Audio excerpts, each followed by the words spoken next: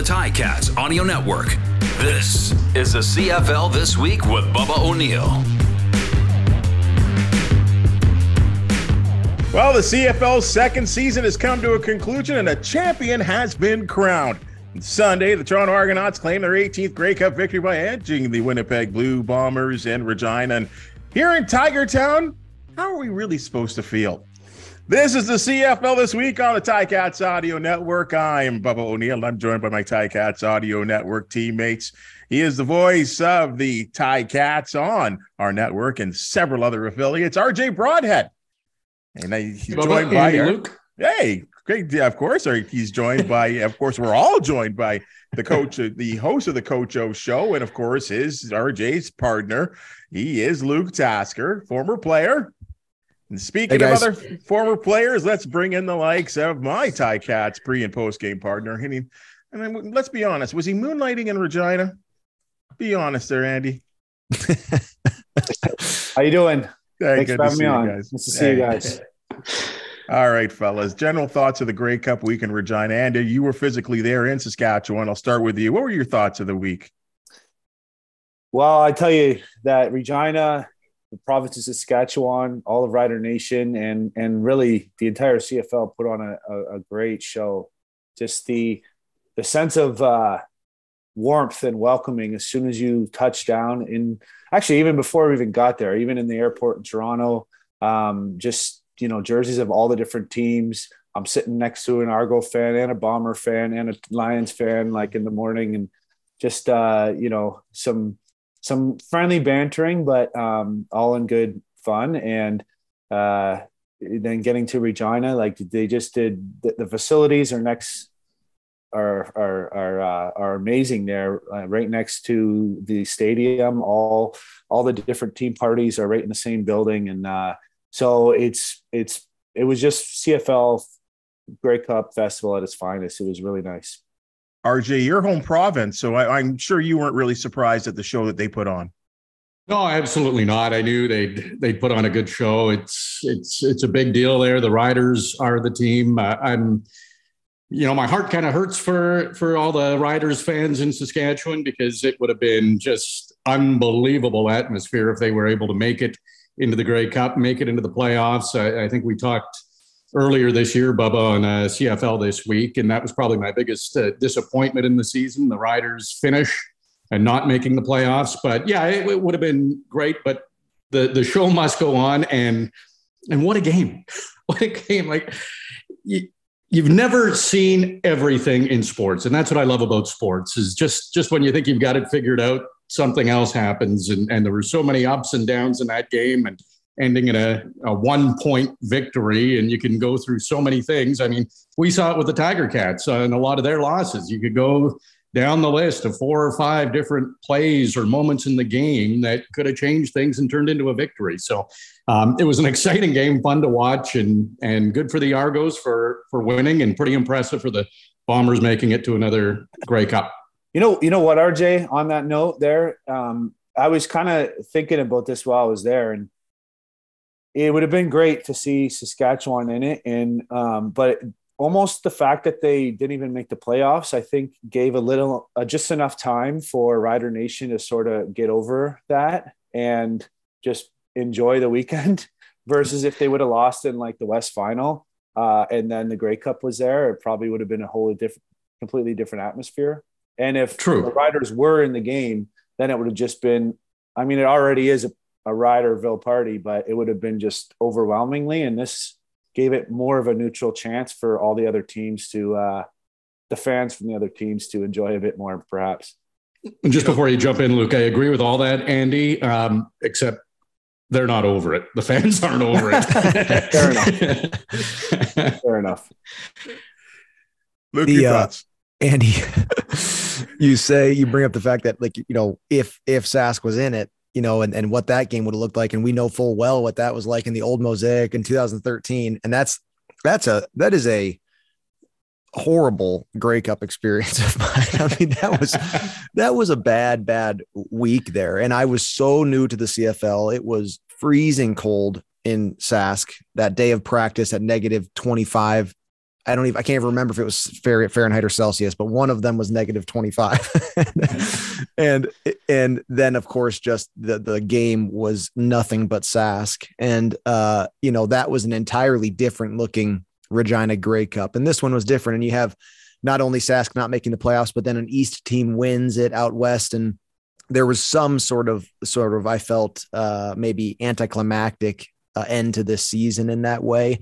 But for Toronto, they had their ups and downs like everybody in the East did and have for the last decade of good teams and bad teams, but they've also now won 3 Grey Cups in the last 11 years. I mean, it's really amazing. They're not as you think back over the last decade of CFL football, in my own sort of perception, the Argonauts aren't like the shining star of the last decade of football, but they've won 3 Grey Cups in 11 seasons. Andy, I got to throw this to you here. And you talked about just enough time for Riderville to kind of settle into the fact that, well, our team's not going to be there. It did appear there was some empty seats. Do you feel like that was probably Rider fans that had bought tickets that were expecting Saskatchewan to be in the game? It was kind of obvious to see when they panned the crowd a couple of times. You're like, well, they said it was sold out affair, but there was a lot of empty seats. The concourse was buzzing. There were a lot of places in that stadium that had a number of people that weren't necessarily in their seats because there was action going on all over the place and lots of great vantage points to watch the game from, even if you're standing. So I don't know for sure what the attendance was actually coming through the gate, but it was a pretty wicked party and performance. Like the halftime show was great, the pregame show, and of course postgame. So yeah, I think I don't know how many people didn't show up, but it was a lot of fun. Well, you can get that effect at Tim Hortons Field where, that concourse can be 5 or 6 levels deep and some of the top seats up top aren't filled. So maybe that was the same sort of effect that we were seeing. RJ, sir? Yeah, I just wanted to jump in there because I talked to a Riders fan living in Saskatoon, not in Regina, but they said Riders fans will not cheer for the Bombers. They'll be cheering for the Argos. Did you find that at the game, Andy? Were there more fans cheering for the Argos than the Bombers because of the Saskatchewan Riders fans? Oh, yeah. All week long, probably about 2% of the people I polled, Rider fans I polled, were cheering for the Bombers. So everyone was on the Riders. And, Luke, you were talking about 2013. Like, you remember the award show? And sure, if you're a Rough Rider fan or on the team, like, it's great. It's just a celebration. But if you're any other team in the league or any other fan, it was kind of like, all right. Like, what's happening here? This is a little bit extreme. And even though the CFL awards was dominated by the Winnipeg Blue Bombers, it still didn't have that, that feeling of favoritism of some kind. So, and I think it probably fueled Toronto, the fans of every team but the Bombers, even more to hope Toronto was going to win. But let me ask you this, guys, because I know Steve Milton, Hamilton Spectator, he's really big on this, and I know there's a lot of I'm going to say veteran sports writers in this league that are saying we cannot lose the East versus West aspect of the Grey Cup, which for people in Saskatchewan, the province of Saskatchewan, to be cheering for the Argonauts. And I don't know if you saw the tweet that came out 3 seconds after the Argonauts won. It's just the Riders saying, thank goodness for the Argonauts, anyone but the Blue Bombers, which was, I thought, shocking. Doesn't that kind of blow up the whole thing? I thought, you know what? Because I know people are saying, oh, Bubs, are you going to be cheering for Toronto because you want to keep the Grey Cup in the East? Doesn't that kind of blow up that whole theory there, Luke? Yeah, it is interesting. And that surprises me that, Andy, that you had that response. And RJ, you seem to have you had a sort of previous knowledge of that, maybe sentiment. And it is interesting. And I guess there's something of a chip on your shoulder, and to have the Grey Cup in your city and then to have your rival come in there and win their what would have crowned a dynasty, in everyone's mind, Grey Cup, that probably wouldn't have been great for Riders fans. And it's to the Ticats who are going to get that next year and who are hopefully in the Grey Cup and winning it the way that they had a chance to in 21. And you can imagine the flip of that. If the Argonauts repeat their Grey Cup at Tim Hortons Field, that's not, people aren't going to love that. You know, that Ticat fans are not going to be rooting for Toronto, you know, against Sask or Winnipeg or anybody out West. They'd be rooting for the far West team, of course. So it makes sense, I guess. And I guess, Bubba, to your point, maybe that is a little bit of evidence or, you know, sort of ammunition for the argument that of the straight 9-team league, forget the East versus West, the best make the playoffs type of thing. I don't know. You know, I don't know if just the Grey Cups, you know, that sort of the non-participating fans and what they want to happen, it should be the decider of that 9-team league or the 2-division league. It is interesting though. You know, RJ, I think all three of us here, 4 of us, I guess, saw every team. I mean, in detailed, not only just playing the Ticats. So I think I need to ask this question. And I'll start with you, RJ. Did the best team win the Grey Cup? Well, that is a good question. And I'll say yes, because they did win. I think Toronto was really, really underrated. Their defense really, when I had a chance to not call the game and watch the Argos in the East Final and the Grey Cup, their defense really was underrated. You know, the Tiger-Cats had 7 East Division All-Stars, and I know it came out earlier that the Argos had like 16 or something. Then it was a mistake released by the CFL, so then they had to retract that a bit. But looking back, you know, some of those Argos, the way they played in the playoffs, probably deserve to be All-Stars, and maybe that original wasn't so far off.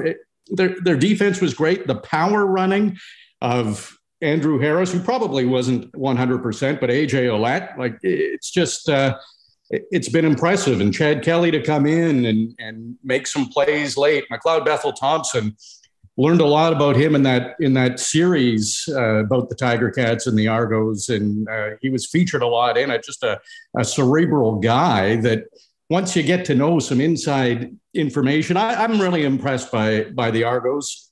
Tough start, and they turned it around. They were 9-2 in their final 11 games. So yes, I think the best team won the Grey Cup. To you, Andy? Well, the best team in the game were the Argonauts, no doubt about it. If you play that game 10 times, maybe Winnipeg wins it 7 or 8 times, especially with a 100% healthy Zach and mobile Zach. But, you know, it's any given Sunday. And I thought the Toronto team was one of those teams all year long that could lay an egg, and they did lay a few eggs during the season and just not show up. But when they're on, their defense was excellent, and they can beat anybody. And so, you know, my pick was the Argos. And so I think that I expected them to have a really good chance to win, and then end up winning. So, yes. Luke, I thought it was going to be a blowout. I thought the Bombers were going to destroy them, and I was awfully wrong, clearly wrong. Yeah. And I think the news that came out, you know, throughout the week about Zach and his health sort of started to gray that picture again, but they were favorited. I thought the Bombers were going to win, but as you look back, the Bombers got off to an unbelievable start this season. I mean, they just had so much momentum going to the second half of the season. The Argonauts were maybe one of the best teams in the CFL. As you got closer to playoffs, they got the bye week and won at home. There's no reason that they shouldn't have been able to win that game. And to win that, you know, they got a punt returned on them for a touchdown. And to go win that, they held Zach Collaros in the offense to less than 250 yards of net offense. RJ, to your point about the Argonaut defense really coming together, they were absolutely the better team. They really were. And you know, I was really impressed with Chad Kelly coming in and taking over and driving down the field with another touchdown drive, and both quarterbacks producing very well. You know, as they rotated quarterbacks on Winnipeg, you get an interception that comes out of that change in the quarterback balance. It's just, you know, Toronto called a better game. They executed better. They deserved it, and they overcame adversity, you know, throughout the game, you know, to get it done. Sorry to jump in here, Bubba, but that raises a great point, Luke. And we saw it with the Tiger-Cats. in the season. Dane was on a bit of a roll, and Matt Schultz came in for a series, and then it just kind of like a balloon kind of deflated. What was Dakota Prukop throwing a pass? Zach was playing well. And I went back. He completed 7 passes all season. All season. He was 7 for 14. So it wasn't like he went 7 for 8. He completed 50% of the passes he threw. He didn't throw an interception in the regular season, but that is a big play in a big football game. And I get it. Prukop's on the field. I'm sure the Bombers were thinking Argos are going to think it's a run, and then they're going to have him throw, and it's going to work out great. Well, it didn't, and that's maybe a case of overthinking. I was shocked at that play. I thought that was a real costly play for Winnipeg. You know what happened there? They watched the film from the 2019 Grey Cup where we had no idea which quarterback was going to do what, and got throwing quarterback running quarterback throwing and all that, and they pulled that playbook out again for this Grey Cup. But yeah, it was strange, and who knows, maybe it was something going on physically with Zach, or that they had to deal with during the game. But certainly strange, and did not work out for them. And then on the other side of that, McLeod Bethel Thompson and Chad Kelly go back and forth, or one and then the other for success. So, I mean, I was just really impressed, and we can't get through this podcast without saying a huge shout out to Brandon Banks, Grey Cup champion. And yes, it's with the Argonauts, and yes, it's all going to be bitter in every Ticats mind that Speedy got a Grey Cup. But boy, I was just happy for that guy who should be a Hall of Famer and now has a Grey Cup champion, even though I wish I shared it with him and it was going to be black and gold stones, but that's the way it goes. What were you thinking when he took that penalty? Yes, exactly. It was almost like Brandon being Brandon in a way. Go ahead. Yeah, that's tough. And let's stick with this sort of angle, guys. I mean, and based on that East versus West setup, and I don't know. I'll start with you, Andy, on this. I mean, we're part of the Ticats Audio Network, and we talked about the Bombers rivalry and, the Banjo Bowl with the Winnipeg Blue Bombers and how that feels. Well, should Ticats fans be happy that the Argonauts won the Grey Cup, or is it just virtually impossible to actually think that way?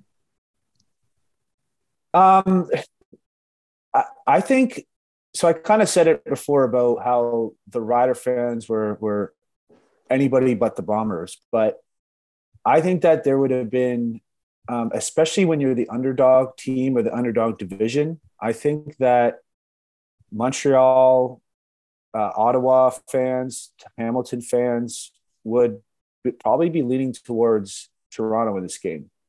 And if they didn't have, any kind of personal connection either way. And so I like the divisions, and I think that it should stay with divisions. We've had a few years where the West has seemed like the better teams overall, just based on record. But clearly, any game can be won by any team, and that's happened many times before. So you got to get to the Grey Cup through your division, and then who knows from there what can happen. RJ, Andy has a total point there. The fact that now make that 7 consecutive Argonaut teams, and many of them underdogs that have gone to the Grey Cup and upset the West teams. Like, that is incredible to me. Many of them 500 teams. Yeah. It was pretty similar when you look back to 2017. Their start to the season and then the finish was much better as well. And that's called getting the job done. We saw it with the Argos a lot this year.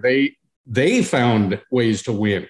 They were very good in the turnover battles, especially against the Tiger-Cats. And you said it earlier, Bubba. I think Tiger-Cats fans should be happy for the Argos, because I don't think the Argos were that much better of a team than the Tiger-Cats this season. There's a few tweaks that the Tiger-Cats need to make, and they can be champions. And I think looking at that and looking at the Argos, really there was one game that wasn't close, and the Tiger-Cats didn't have their top 2 quarterbacks in that game. So it's great. It's great the Argos won.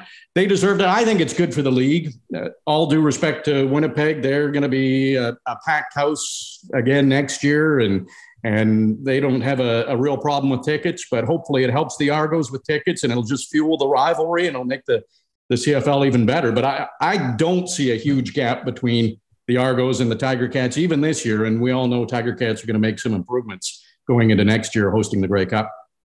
You know, Lucas, you wore those colors. Can you be an Argonaut fan for at least a day? In all seriousness, Speedy B made it a lot easier for me to do that. But also, I kind of agree. I don't see that, you know, I don't feel that anybody but the Argos thing in this Grey Cup. And I think it's because we all just lost 2 Grey Cups to Winnipeg.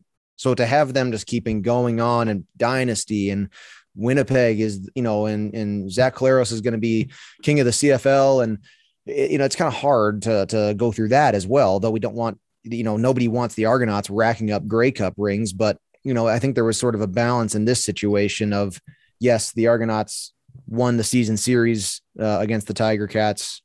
You know, we didn't have our best games. They won the East, and there are stone cold rivalry for all of football eternity. But the 2019, 2021 still very fresh in all of Hamilton Ticats minds. And so I don't know, to see kind of that, you know, long-term momentum of Winnipeg get kind of cooled off for a second, I think kind of feels good for Ticat fans as well. Andy, you are the Western grad, so you get the business question here. Can the Argonauts parlay their success to more sold seats in the stands at BMO Field? Get to work on that one. Yeah, of course. I think it can't go anywhere but in that direction. And, you know, Ryan Dinwiddie being on that team two years in a row, making finalist for Coach of the Year, winning the East Division, having a bye game, and hosting the East Final. So they're obviously building something there. And, you know, I think most of our listeners are probably going to maybe be mad I said that, but like you just have to call it like it is. And so is Hamilton. Don't get me wrong. I mean, they could have easily been a three-peat back to the Cup as well. So I think they will sell more seats, and they just continue to bring in some big off-season acquisitions that will help do that. And I I met a lot of passionate Argo fans on the weekend, and I think you possibly just made a few more on the other night. You know, sorry, just to jump in. We've been around the media side for a long time, Bubba, you and I, and you can have the best marketing people, you can have the best commercials, you can have fantastic billboards, you can do whatever you want, you can have great players, but the best marketing is winning. And fans like a winning team. Once a team starts losing year after year after year, fans are going to stop coming. And that's fact. So the best marketing is a winning team. So hopefully it does help the Argos. You know what, guys, and I brought this up on a past CFL This Week, and it was brought to light by Steve Simmons, that we'll compare these two teams, the Toronto FC, who were lousy to start with, but then they went through this winning transition, and they went to a championship, won a championship, and you look at their ratings on TSN, and they were horrible. Like, they had bad ratings, even to this point right now. Yet the stands at BMO Field are sold out. It's a party. People are going crazy. Yet the Argonauts, who have been much more successful over the span of a decade, they have very good numbers on television, and that just can't be people watching from the West. Yet the attendance struggles, Luke, and it's just so strange to see. And I you know what, I know I knocked the Argonauts, and I did it, the other day because of their, they didn't really do much on their webpage about, posting the fact that they won a championship, which I thought was really bizarre. But at the end of the day, still, like, you've got to be able to translate this victory into, people being interested about your team, not just for one game, but for the entire season. And how do you do that? I just don't know. And I thought, like you said, it's not, if you put this in Hamilton's situation, we haven't won a Grey Cup in more than 20 years. And, you finally get the Grey Cup, and maybe that, maybe that would spur something, but that's not the situation Toronto's in. And that's not the fan and attendance situation that Hamilton's in. Hamilton fans are, die hard. They're here. They love the team. And for a franchise that struggles in that aspect of the die hardness and like the hometownness of it, you'd think a championship would help change that around. But 2017, did it budge the needle that much? I don't know. 2012, that was when they were at the Rogers Center. And so like the stadium switch, and which kind of seemed like a good thing to me, kind of get that outdoors and it's by the water and it's a cool stadium and the grass and all that. But I don't know. I mean, it's about the hearts of people, right? It's like the hearts of fans, and it's almost more psychology than it is, marketing. So I don't know. I mean, it's a hard thing to battle from. I don't know if it comes to a league like emphasis on, do they make the Toronto Argonauts sort of the shining stars of the CFL throughout this whole off season, which any champion is, but overdo it and get Toronto kind of on board that they're the best in the league right now and stuff. I don't know. But it's interesting to me that I didn't really recognize a change after 2017. I'm not counting ticket sales, right? In their back office, and maybe it did change, but it didn't have the appearance of doing that. And so you hope that something can, some smart marketing and some, really good messaging to Toronto and awareness is increased. And that's interesting, Bubba, that it's not being blasted on the internet the morning after championship. I don't know. You hope that they take advantage of it and really, really capitalize. RJ, you and I worked at a national sports network, and you can think of yourself on a desk and you think about in an hour, Sportsnet Central or whatever we called it for those years, an hour show. Where were the Argos in that 1 hour show? Yeah, sometimes non-existent. I know when I was reporting, I did cover the Argos and Tiger-Cats a fair bit. But from working there, Bubba, and working closely with a lot of, we called it the row, where clipping highlights, and that's to me where the sports fans were. It was predominantly young guys who loved sports, but a lot of them were Toronto guys. And when you asked them about the CFL, they either didn't know, didn't care, maybe knew a little bit, but it was all about the NFL. They were way more interested in the NFL, and that's maybe the big city. Toronto is one of the biggest markets in North America.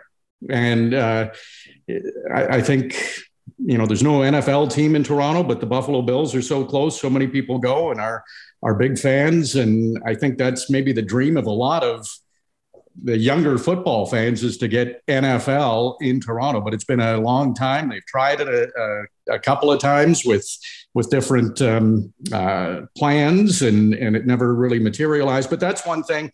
The young crowd has to get interested in Toronto, and I'm sure there's a way to do it. Winning helps, so we'll see what happens down the road. But you are right, Luke. It didn't. The last championship, it's not like they were selling out for the last 4 or 5 years. So they'll have to do some work, but winning does help. Andy, you kind of went through, you are a perfect example of grassroots football in this country, and going through at all levels and being successful and playing for a successful franchise and having a good career. I mean, so you would probably be best to really kind of do you need to get grassroots football more involved? And I'd even wonder that, maybe does anyone really recognize that the national semifinals went down at the U Sports level this weekend, with Western hosting your old alma mater, hosting the Vanier Cup, and the fact that, the Vanier the Western had an opportunity at being there. Does it start at that level too? Most definitely. I think that the CFL does get involved in grassroots football, and they could do a better job. I think you might see differences amongst ownership of teams on how willing and interested they are to do that. Someone like Bob Young would you see how the Ticats are already in the community, going everywhere. Partnerships with schools and football programs, and he's a guy that in a heartbeat would do whatever he can to get the rest of the ownership teams from around the league involved, but you can't, you can only do so much. If there's like a team like Toronto with their ownership group, they're not necessarily the big ticket item, the Argonauts I'm meaning. So maybe focus could be elsewhere. And I'm just speculating here. I by no means have any stats to back that up, but you just see the care that the Hamilton Sports Group ownership team puts into the community, and you see the results of that, and the amount of like families that come to games and all the activities there are for kids and adults of all ages to take part in on the game day experience. So it's they do a good job, and so maybe they could take a few pages out of the Tiger-Cat book. I mean, and Luke, you've got another perspective from the U.S. model, being the fact that I'm sure, I go to a lot of Bills games and I still see a lot of people wearing, University of Buffalo apparel, even as far as, say, Syracuse University, which isn't, all that far away. So, I mean, there seems to be a model there that just seems to work where, that translation from the high school to the college or university and to the professional level just seems to work. Yeah.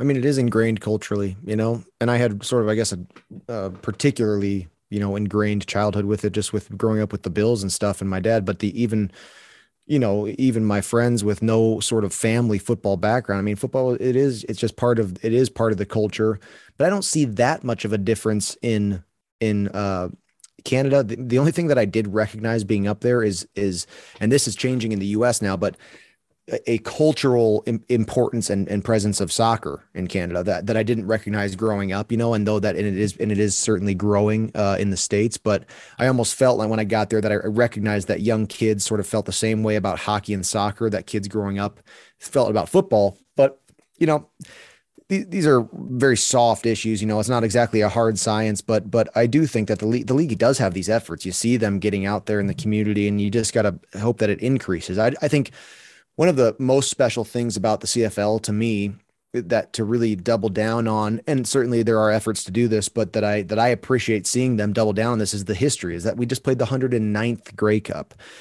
What is the Super Bowls in whatever it is, the 50s or something like that. And they're both so culturally important in the States and in Canada.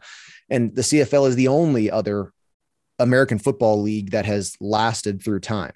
And there has been experiments throughout time, and in Europe and in all over the States, and there are still some going on and exciting things starting, but it's the 110th Grey Cup next year at Tim Hortons Field. And there's just something lasting about that. And it's a very cool thing to be a part of. If you've known and been brought up in that from a young age. So I'm a very hopeful CFL guy. It's a wonderful league. And the story goes like anything goes. I mean, if the money's there and the money follows, it'll continue to be successful, and paying great players is a big part of the ability to pay great players is a big part of that. You know what, RJ, during his State of the Union address with fans and the media, Commissioner Randy Ambrosie and made what I thought was a pretty surprising announcement, saying that all playoff games except the Grey Cup, so you're looking at your division and your division finals and the semifinals, will be played on Saturday, as we kind of talk about this NFL CFL thing. Do you think this is a good move? I do. I really do. Why go head to head with the NFL if you don't have to? It's just going to get more eyes on your product. And we saw the games were exciting. Both division finals were 1-score games. The Grey Cup was a 1-point game with so many things you don't normally see in a football game, no matter what level it's played at, including 2 blocked field goals, one by each team. So it's exciting. It's exciting. So the more people you can get watching, that maybe you're not splitting the audience on a Sunday afternoon or evening with some of the NFL, that, diehard NFL fans are going to watch the NFL over the CFL. And that's not a battle the CFL is going to win. So just take a day that is an open day and get everybody watching, and it'll draw more interest. I like it. I think it's a good move. Andy, your thoughts? Yeah, I completely agree. Completely agree. It's 1:00 on a Sunday is probably the worst kickoff time possible, and so that's normally the East semifinal and the East final, and it's got to change. I think the Grey Cup's a little bit different because it's such a big event, and if you're choosing between games, you're only deciding against one Sunday night football game in the US, but I would still move it to Saturday. I think there's no reason not to, in my opinion. And yeah, I agree. Luke, I'll be honest. I mean, when we were on air for the East semifinal in Montreal, I found myself peeking to see how the Bills were doing. And they lost to the Jets, I think, that day. But I did. I mean, I got to be honest here. And I know that fans in the stands were probably doing the same thing with their favorite NFL team. They're to enjoy the game on TV, watching it or being at the game. But you're kind of peeking to see what else is going on in the other league. Yeah, no, it's a good move to put those playoffs games on a Saturday. And I'd say this too, growing up in the States, the thing that I did. My dad played with Warren Moon, and so I had an understanding of Warren Moon, and I knew about his CFL background, Marv Levy and his CFL background, but I knew who Doug Flutie was as a kid growing up, and as he was in the CFL, and then I knew about him prior to him coming to the Bills late in his career, and so the story of the CFL was painted in the big players that we kind of had an understanding of, and also the Grey Cup itself. So like that was a very, that was sort of the most known thing about the Grey Cup there. I think the Grey Cup is of interest to Americans. I think it's a cool thing to watch, just the same as a casual soccer player or soccer fan, like your standard, not that interested in soccer will turn into the World Cup. I think your average football fan will say, whoa, the championship in the CFL, the Grey Cup, is this weekend. Like what I just said, I think it's really interesting to then say like, wait, it's 110th Grey Cup. Like that's cool. Like, this is a really interesting thing to tune into. I think it should be blasted out like that to be very, very accessible in a very, readily, cable stream it very easily kind of way, because the Grey Cup is a very cool thing, even for people who don't know much about the CFL. RJ, I'm in line with that. And I think Saturday is a big opportunity for the Canadian Football League. And I know, every once in a while there's a Notre Dame and Stanford game that people are interested in, but I'll put the CFL up against that any time of the week. Yeah. And I would like to maybe see more games on Saturday. I would like to see less games on Sunday, as you said, again, going up against the NFL. And, I got to be honest too, I'd eliminate Thursday night football too. I think, You think about kids that probably got to go to bed by 9:00, right? I mean, Friday night football has worked so well for Canadian Football League and for its broadcast partner as well too. Your thoughts on that? Friday night, really in Canada, is kind of a lost night for sports. I know I've been involved in some products that were put on Fridays and had tremendous ratings. So it's smart on Fridays. You triggered something when you were talking, Bubba, about checking the score. How many football fans of an NFL team and maybe a CFL team wouldn't go to the game and just watch on TV because they can flip back and forth to, I'll watch a bit of the Tiger-Cats. I'll watch a bit of the Bills and go back and forth on commercials or whatever. But if you don't have that competition, then the seats in the stadium are likely that decision of like, well, I want to watch both games. That's out of the equation. So Saturday is great. I think Friday might be just as good, but Saturday for playoffs, avoid Sundays. There weren't a lot of Sunday games this year. I think Labor Day and then of course the playoffs, but again, it's not worth going head to head against the NFL. It's a different league. Let's promote it as that. And the more people who can see it and appreciate it will continue to watch. So I think Saturdays, Fridays, Thursdays, again, you're going against NFL when NFL's around. So, True. The Thursday nighters generally suck. Yeah, true. Maybe that's good. Make CFL games on Thursdays. People will change the channel. All right, guys, let's talk some Ticats here. I'm sure a lot of our Ticat fans want to hear some scoop. It's been tough. I don't know about yourself. I mean, not getting together, you guys. I mean, you get into this nice pattern of enjoying the games and preparing for them and working with Andy. And I know, Luke and RJ, you guys got something great going on in the booth as well. So it was weird the last couple of weeks, at least for me. You're like, oh my God, no football. So as we look forward to, 2023, I guess the most important thing is we're hearing all kinds of rumors going on.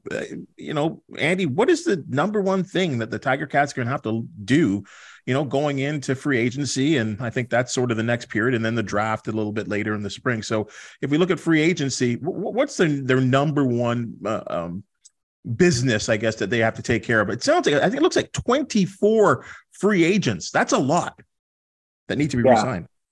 Well, I believe that it starts with the continuity in the coaching staff. And I know that's not the question you really asked, but, making sure is Mark Washington coming back with Coach O, and is that defense going to be intact for next year? If you want to talk about players on that side of the ball, I think that the team could use another pass rusher. That was an point or an area on the field that got a lot better as the season went on, but was having a lot of struggles in the first part of the season. Is how are they going to get pressure on quarterbacks? And you saw the result of that in the stats, the sack stats, and as well as just getting worn down and getting scored on early in the season. It did get better, but that's probably the biggest area of focus on that side of the ball. On the offense, you got to figure out what's happening with the quarterback situation. It goes without saying. That's number one. And I think there has to be at least one or two more receivers coming in to compete and see what happens. I know, it's possible we might even lose some of our big guys, but whether it's to the NFL or to a different team. So I think receiver needs to get bolstered. Offensive line was doing really well, but of course you're always going to want to have some ongoing rotation or revolving door, I guess, on the roster and for competition and for just security and just improvement. So I think that's my opinion. Luke. Yeah, you got to get the quarterback situation figured out. Obviously, they bought the rights to talk with Bo Levi Mitchell, and who knows if that will develop into anything. But they are clearly focused on the quarterback position, and I'm sure that'll be, we'll get some clarity in the offseason. And then, to me, I just can't help but think of the receiving core. I mean, I think you need to fill that out. You see who you bring back, see who's going to be there, and then you got to go sign some real playmakers there. When I asked Coach O this question as to, what do the Ticats need to do to win the Grey Cup, he said, don't turn the ball over. So I was expecting an off-season type of answer, but there's truth in that too. Like, some of this comes down to, to coach it, for the players to think about it, to get guys who are just good at not turning the ball over. I guess that's a thing you could think of as far as an off-season decision, but whoever's out there has got to stop turning the ball over. And defensively, I loved that lineup. I loved watching them play. If they can, whether it's, again, emphasize this in coaching, teach these great guys to get back to that mentality of every drive, they got to take the ball away. But that same group of guys I would love to see, and they need to take the ball away more as well. I think one of the things that was a problem that we talked about throughout the season but has kind of been at the wayside is just how many injuries they had in the special teams. And so, you start off the season with a solid special teams core, like a group of guys who are special teamers, and a lot of them got injured as the season went on. And so if those guys can come back healthy, or to fill that in and make sure that's a strong unit, they're close personnel wise. I don't see a huge to-do list here, but of course, like Andy said, a lot of these free agents may go elsewhere. So you may have to replace guys that were great parts of the team, and you fill that out as it goes. But it starts from the top, man. They need to solidify their quarterback situation, verify guys' health, and see how that situation develops. RJ, the biggest mystery and the biggest question mark going into 2022 was who was going to kick the football. Well, I think going into 2023, that's maybe the only position that we know for sure that Seth Small will be back, and that's a good thing. After that, though, I think these guys are kind of bang on. It's mysterious going into 2023. It's like you're reading my mind, Bubba. When I was watching the Grey Cup, I felt it was special teams that were such a factor. Janarian Grant running it back.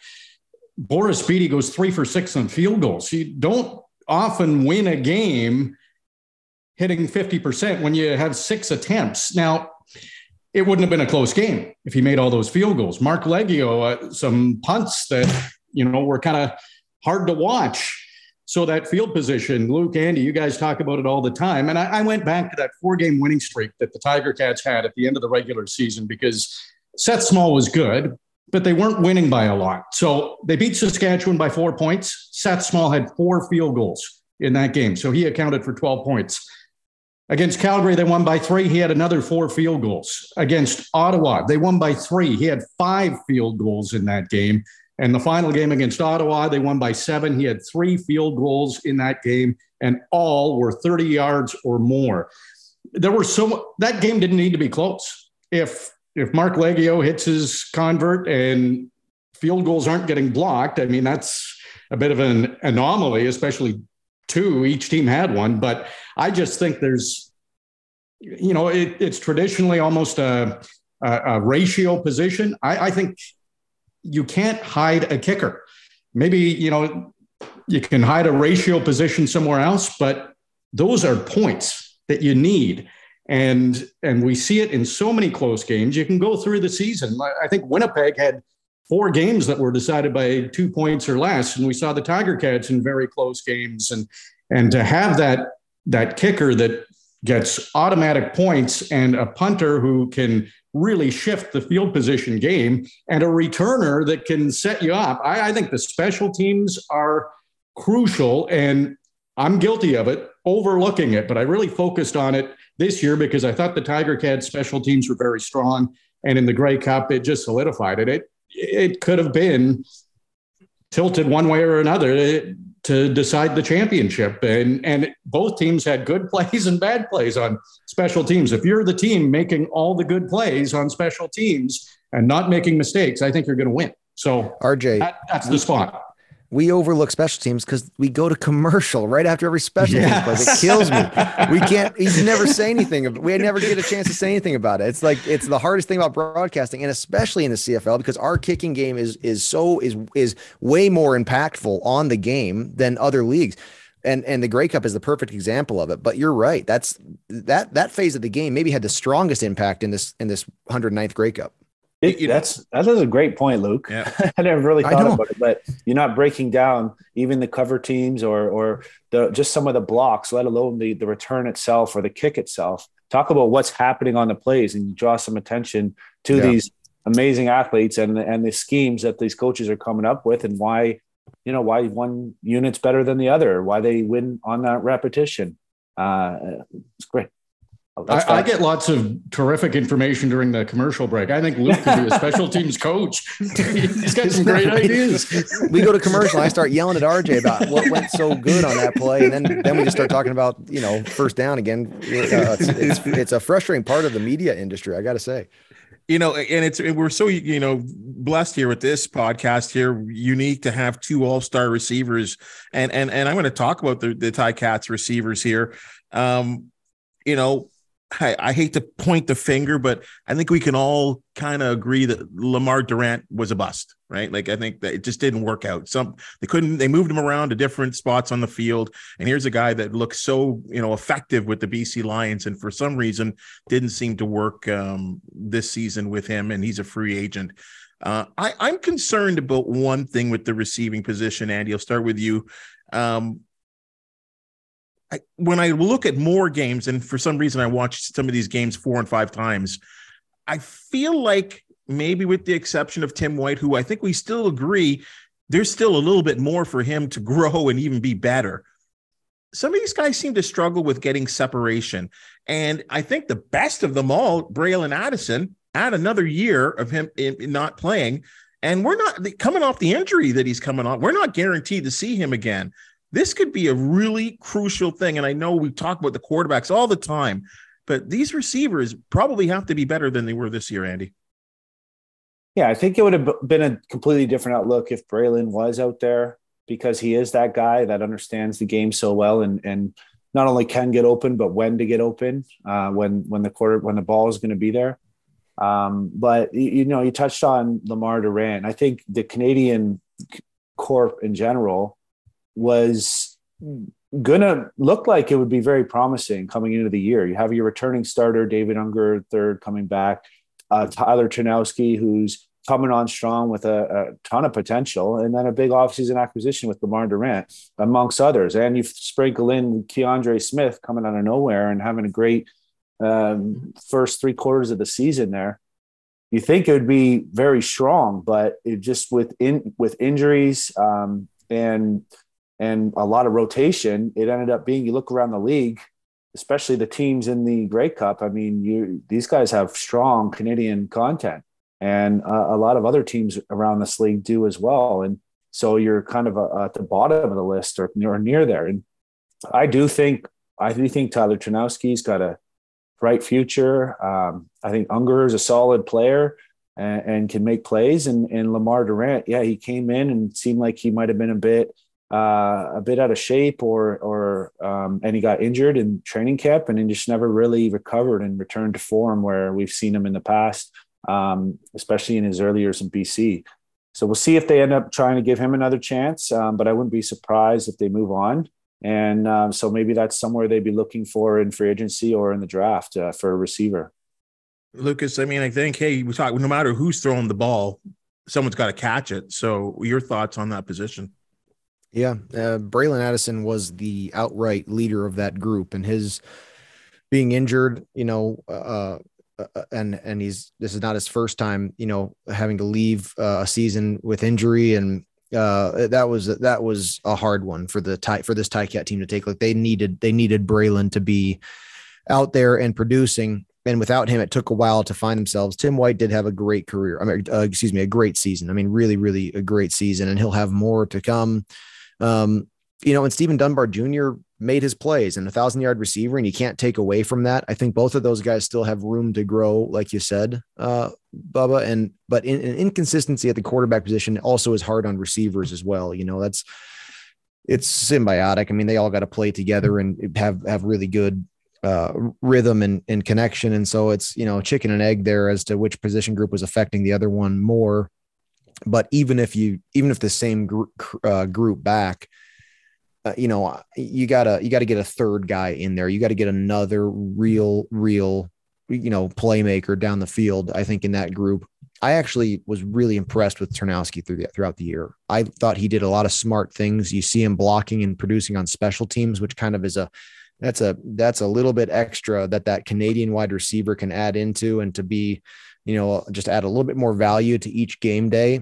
And then the catches that he made, I was impressed with some of the things he did. And so I wouldn't be surprised if we see him have a bigger participation in the coming season. RJ, your thoughts? Well, it's a young group. Tim White in his second season, Stephen Dunbar in his second season. Maybe we overlooked that because they were the anchors of that receiving core when Braylon Addison went down. I do like the Canadian content. I'm with Andy and Luke on Tyler Ternowski. He does a lot of really good things. I've always liked David Ungerer. I felt like he didn't have the opportunities, maybe as much as I thought, and I'm not a coach, but I'm sure there's some other fans out there of the Tiger-Cats that would have liked to have seen a little more of David Ungerer. And Keandre Smith, to me, he's got star potential. He was being used. I was keeping track of his targets and receptions, and anything that was catchable, he was hauling in. And then when he had that fumble late in the season against Montreal, he didn't get used as much anymore. So I would like to see, it's a learning experience for a young player, but I think the sky's the limit for Keandre Smith. But I agree, they do need another guy. Anthony Johnson had flashes. Terry Godwin looked pretty good when he was in, and who knows, maybe he would have played in that East. Yeah, if he had played in the East semifinal, I know he was injured, but I have a feeling if he was healthy, he probably would have been in that game. And seems like that guy that could get the separation. But you mentioned all the free agents the Tiger-Cats have. Other teams will have free agents, and maybe there's a receiver there, or maybe there's a Dalton Schoen somewhere that the Tiger. Hey, Winnipeg found him, right? Winnipeg found him. Maybe the Tiger-Cats can find a guy like that. This is a sensitive topic. I think for Tiger-Cats fans, I think it's probably very sensitive for the Tiger-Cats as an organization. But I think our fans would be angry with us if we didn't talk about this. And I know you talked about it, Luke, with your talks with Coach O about turning over the football. I don't think we have the solutions, but what's going to happen at quarterback here? We have one of them that's going to be a free agent in Matt Schultz. We hear a lot of talk about 19, but nothing's been done other than the fact that the Tiger-Cats have the exclusive negotiation rights until free agency when it hits in February. RJ, I'll come right back to you. What would you like to see happen? Well, yeah, all this talk I think is probably a good thing for Dane Evans. I just think he's a really self-motivated guy and a competitor. And without having talked to him, I'm sure he knows there's room for improvement from this season. And to have the Bo Levi Mitchell rumors around, I think will inspire Dane even more. And if Mitchell does get signed with the Tiger-Cats, I know Dane would go into camp and battle for that number one job. And so I think it's only a good thing. And seeing Bo Levi Mitchell on TSN, what a fit for the Ticats Audio Network. Play a couple of seasons and slide into the booth after, do a couple of analysis. This is after Luke and Andy are ready to retire. Yes. We don't need you right now, Bo. Play for I don't know how many more seasons, but yeah, it's good. It's exciting, right? It's exciting to have a future Hall of Famer potentially going to be the quarterback of the Tiger-Cats. I know a lot of things have to fall into place, but I do think for Dane Evans, without talking to him, I just have a feeling his training program has already started and his focus has already started. And I think it's just motivated him even more. And you played, a dozen years. And I'm sure maybe in the latter half of your career, maybe the last couple third, there's always competition, right? That's part of football. Maybe that's the way Dane takes this. Yeah, I think I agree with RJ there. You saw when he had adversity this year that it didn't let him back him. It didn't let him deflate him. He came back stronger than ever. Unfortunately, I think all of us on this call, like Dane, think he can be a champion. And obviously the Ticat front office thinks so too, to sign him and let Mazzoli walk last year. But with the season that went down, something has to happen. And to bring Bo in, I guess I worry is a word for one of them to, get out of training camp. If they're both making starter money and you get through training camp, then maybe one of them won't be here. I don't know the exact numbers or even if it's going to happen. But if they're talking to him and they give up a couple of draft picks in order to have the rights to continue the conversation, that shows a certain confidence level, in my opinion, that, I guess that's it. The team, the organization, the coach is confident that they'll be able to get him here and also confident that he can come in and compete for the job or be the guy, and come back to Bo Levi form that we're this whole league has seen over the last decade or so of greatness. Luke, I've talked to some of the top insiders in the league, and they've all told me that they think the deal is done, right? So again, I don't want to speculate too much because nothing has been official. But at the end of the day, I feel like you don't reach out for something like this unless you want. So your thoughts? I would agree with that. Like, I think that they have a strong idea that they want that, but I'm sure that they don't want a Bo Levi Mitchell that's not excited about coming to Hamilton. And so I think they verify that, but who's to know? I mean, it'll be a wait and see thing, but that is priority number one, in my opinion, that the Ticats need to take care of his quarterback. Fair enough. And what about the backup? Matthew Schultz. I watched Matthew Schultz with the Alouettes. I saw a whole new, this was a way better Matthew Schultz given the opportunity to be a starter, Luke, than I ever expected. When he was in at the midpoint of the season and fully in charge of this offense, I think that was some of the best quarterback play that we saw. I mean, it was some of the best quarterback play in the league at the time. And he had some real flashes of greatness. I would actually be very pleased if they were to re-sign Matt and have him find his place back here in Hamilton. RJ, you're nodding to this. Yeah. And I even go back to the season previous when he was in Montreal, and I think they brought in Trevor Harris. And at the time I thought Schultz was doing pretty well. Did they really need? And Trevor Harris has been successful in Montreal, but I really like Matt Schultz. I think he would find chemistry with a receiver and just work on that chemistry, go back to it. He made quick decisions. He could run well. He had a bit of confidence when he was out there. It was just like a calm, things are going to be okay, just feeling. And that's just from watching the game. So I'm sure the players felt it too. I really like Matt Schultz. Something's got to give here if Bo Levi Mitchell does sign with the Tiger-Cats, though. You can't have Dane Evans or Matt Schultz as a third string quarterback. So, there's some offseason stuff here for the Tiger-Cats that's going to have a trickle down effect.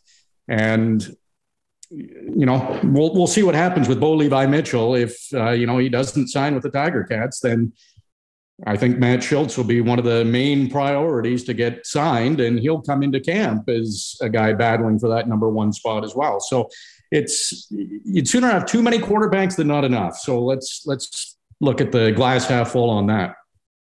Well, guys, we've broken down the Grey Cup. We've figured out the Argonauts' attendance problems, the rivalry between the Argos and Ticats. We've figured that out, and we've now given Coach O a platform, or at least a blueprint on what to do in the offseason. So great job, Andy, Luke, RJ. You guys are the best. Thank you so much for joining us on the CFL this week. RJ, Ticat fans, as we get really into the offseason, if they want to chat with you about the hometown team, how do they do so? Well, you can find me on Twitter or Instagram. And I'll be following things just like the Tiger-Cats fans. And hopefully, maybe we get some inside info a little ahead and we can let everybody know, but we'll have to wait and see. And of course, Ticats Audio Network, it's still going to be buzzing. We'll certainly let everybody know over social media if we're going to have some shows on here. Luke, you do not go into hiding on social media, but I know there are fans that have questions for you. How do they contact you?